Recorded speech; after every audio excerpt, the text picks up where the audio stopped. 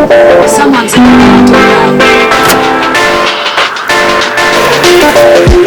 It's here. Samsung's latest flagship smartphone has arrived at my door. Some nice packaging from them this year. Let's cut it open. Ooh. What's this?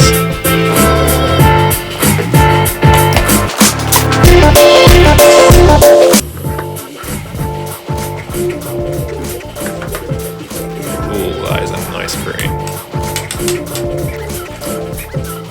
And here we have it, the S22 Ultra 5G. Looking nice. Let's dive right in.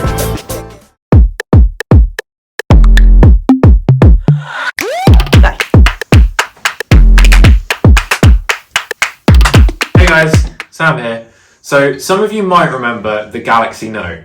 The first Note launched all the way back in 2011 with a massive 5.3-inch screen and the iconic inbuilt S Pen. It was kind of ridiculed at the time as a phablet, but it built a loyal following and fan base and really picked up pace. The Note 7 especially had an explosive reception at launch. The issue came as all phones started to kind of scale up to the Note size. It became harder and harder to distinguish from any other smartphone. The only real differential was the S Pen started to gain some Harry Potter style wizardry touches. Entered the pandemic and the chip shortage, and Samsung said they were going to have a year off for the Note line. But as they started to focus in a little bit deeper on foldables and bring some S Pen compatibility to the Ultra line as well, it became more and more concerning that maybe we were never going to see another fully fledged Galaxy Note again. That was until they came to refresh this year's Galaxy Ultra. Is it a noteworthy replacement? Let's find out. Starting with the design, you wouldn't be mistaken for thinking this looks more like a successor to 2020's Note 20 Ultra than last year's Galaxy S21 Ultra. Rounded phone corners be gone. We've now got those sharp note corners you could bludgeon open an Easter egg with. They didn't change any of the core functionality, but they do add a little bit more width to the phone. As you no doubt realise by now, this is the green variant. Samsung's pushed the colour palette out a bit this year, also offering burgundy, phantom white, phantom black, and Samsung.com exclusive graphite, sky blue and red. And those colours are protected by Gorilla Glass Victus on the rear and some armour aluminum in the middle. I'm loving what Samsung is doing this year with the colour palette, with the green heading around the rails too. The third Ultra phone we've had from Samsung, and they've always differentiated the line by being an absolute spec showcase and a half. And this year's no different. Starting on the outside, we've got the sexiest display panel Samsung Display can pump out. M11 Gen AMOLED, LTPO2 adaptive refresh rate that's capable of limboing all the way down to 1Hz and leaping all the way up to a full 120Hz. It's crazy that this compact sandwich of glass and metal has a higher refresh rate than some people's monitors. That screen can also push itself up to a record 1750 nits of brightness. If you're a regular streaming consumer, this is the screen you want. That extra few nits of brightness just makes the content pop, along with HDR. It's also got that slight curve to the screen that we've come to expect from the Ultra lineup as it disappeared from the lower end Galaxies. Curved screens have become a bit marmite over the years, but I'm not always 100% a fan. And all this at 6.8 inches, massive when compared to that initial 5.3 inches of that first Note. Perhaps it's a stretch for the average consumer, but for a big-handed giant like me, it's an expansive playground. One UI also has some clever software tricks if you're a bit more dainty-handed. As every wise old person will tell you, it's also about what's on the inside. So let's talk internals. We've got a 5000 mAh battery, and here I'm running the 1249 256GB variant with 12GB of RAM and powered by the Exynos 2200. Samsung starts the entry-level 128GB variant, which has dropped down this year to 8GB of RAM for 1149. But if you're willing to spend 1499, you can spec up your S22 up to 1TB, but that still has that same 12GB of RAM. Last year, that was a maximum of 16GB of RAM, but I'm yet to see any signs that was a deal breaker for anyone. If you're lucky enough to be in North America, South Korea, South Africa, Australia, Japan, China, or the UAE, you'll be getting the phone with the potentially more powerful Snapdragon 8 Gen 1 at no change in cost. Now, on paper, that 5000 mAh battery paired with the latest 4nm chipsets should see some huge jumps in battery life. But in reality, I'd say your mileage may vary. On the first few days I had the S22 Ultra, results weren't too promising.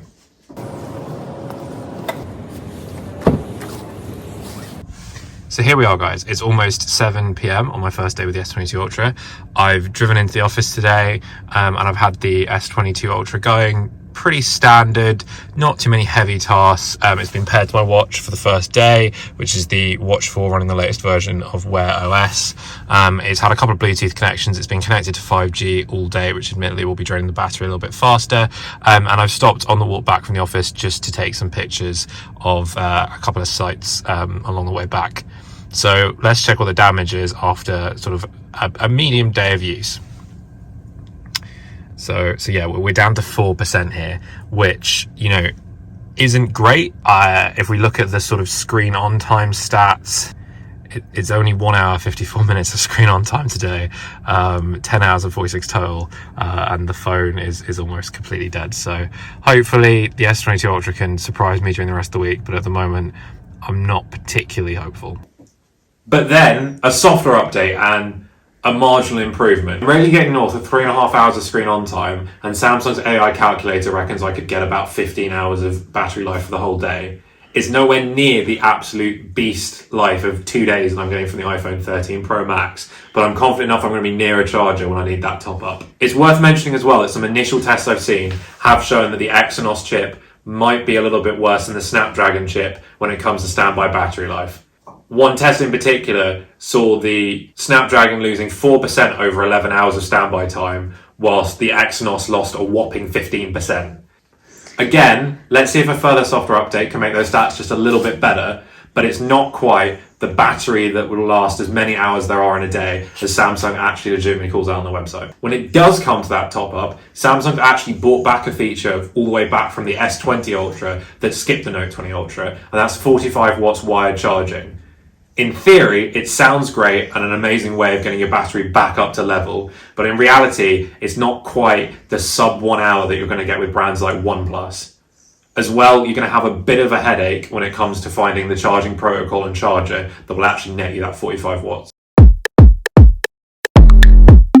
Now let's talk cameras. Stats wise, nothing here is new. We've got the same 108 megapixel main camera as last year, a 12 megapixel ultra wide with dual pixel autofocus, a 10 megapixel 3x zoom, laser autofocus, and the absolutely crazy 10 megapixel 10x zoom. They're in this weird P shape, which can't be unseen when you snap a case on it. I wasn't a massive fan when I saw initial renders, but to be honest, I kind of love this design in person.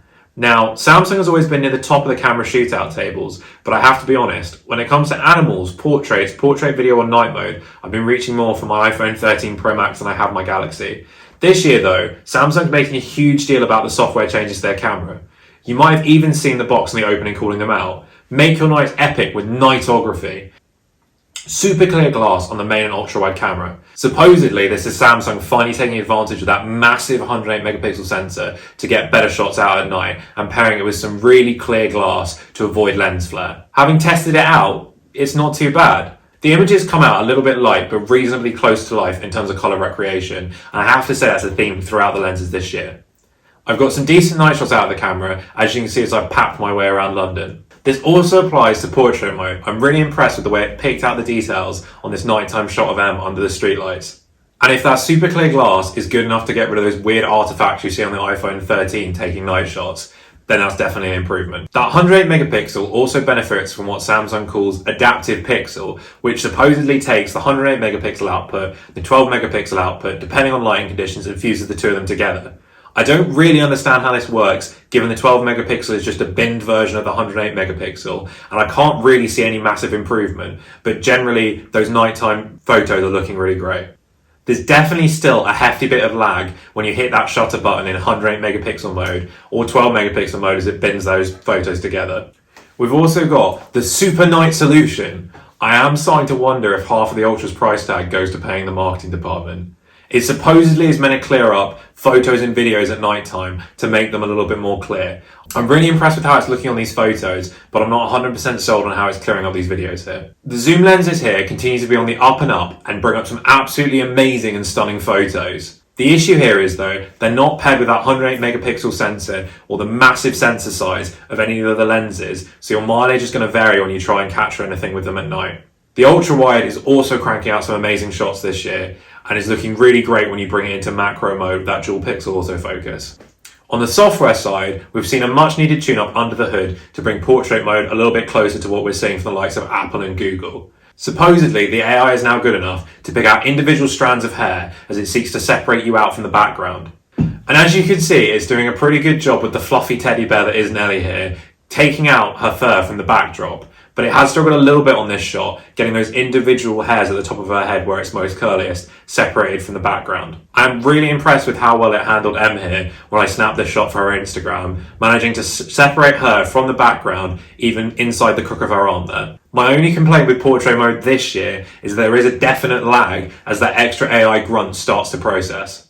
There's also a couple of new software tricks in Samsung's software arsenal this year, the first one being auto-framing. It takes advantage of those 4 lenses to try and keep the subject in focus. It's a great idea in concept, but in reality it just means you have no control over the video quality at all. And apparently there's an object eraser. I didn't even know this was a thing until I scrolled right to the very bottom of Samsung's page for the S22 Ultra. And I think the fact that they haven't really called this out shows that in reality they know it's not going to work anywhere near as well as the Pixel 6's amazing magic eraser. But it does claim to be able to tackle shadows and reflections, something I've not been able to get it to do well or test. Hitting the last few headlines out of the way, there's up to 8K video, director's view and single take still makes an appearance. Portrait video is pretty good, but it's still going to be trounced by Apple's cinematic mode. Front selfie camera is again 40 megapixels, and Super HDR is present, but you've got to head into the settings to toggle on HDR 10+. But wait, there's one more thing I forgot to mention on the internals. We have an interloper. The Note name may be dead, but its spirit is alive and kicking inside the S22 Ultra. One quick tap at the bottom will unsheath the S Pen, including the vibrations and sound effects if you choose to toggle them on. Being internal, the S Pen is an active battery one this year. That means you get the opportunity to use things like S Pen gestures to skip songs and take the volume up and go backwards in Chrome and scroll up and down on the screen. It also means you have the opportunity to be very judged if you use this in public. I think the main useful feature here is the kind of remote control it affords you for the camera shutter, but Note power users I'm sure can do more with it. The biggest flagship improvement this year is a record 2.9 milliseconds latency. It smashes the roughly 9 millisecond latency of 2020's Note, the S21 Ultra, and even Apple's Apple Pencil 2. To me, though, it's not something that's immediately obvious unless you're comparing them, but it's still super impressive.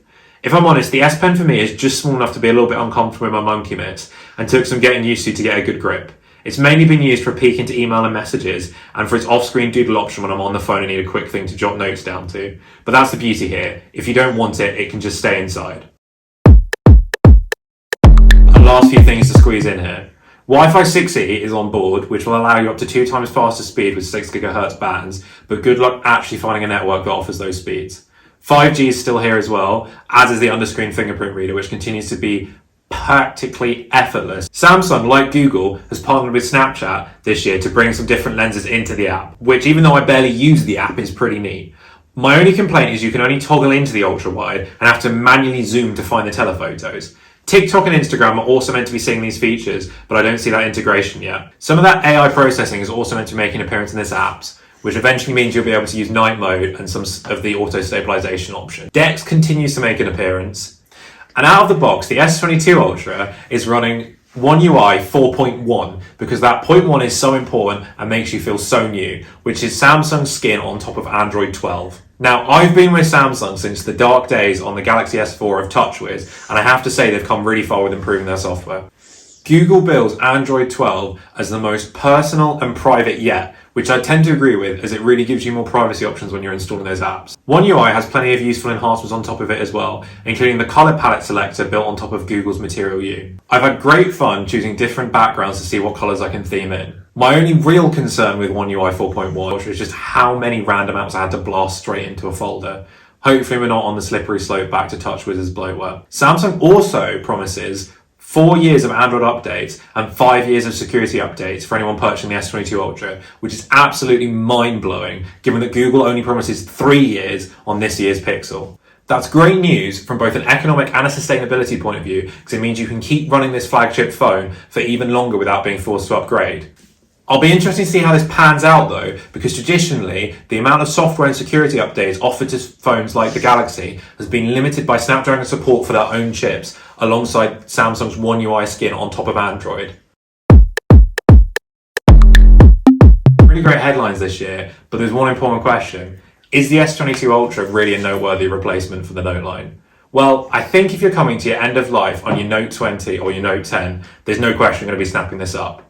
For the casual purchaser just interested in a smartphone to get them through the day-to-day, this really isn't going to be your cup of tea. There's much better value for money you can find with the Pixel 6, S21 FE or S22 in the Android space, or the iPhone 13 or the upcoming SE for iOS. Those of us that lap up the latest specs and improvements, this is a major win. Those small AI tweaks in the camera really make a difference, and again, hopefully it means I'm going to be reaching for this more often when I come to take a snap. Let's just hope some software updates can bring us a little bit closer to that battery life that lasts as many hours as there are in the day that Samsung claims on their site, unless the small print there was that it's daylight hours in an Alaskan winter. Definitely check out the S22 Ultra and subscribe to see more, including how it stacks up to last year's flagship Ultra handset. Have a great day, guys. See you on the next one.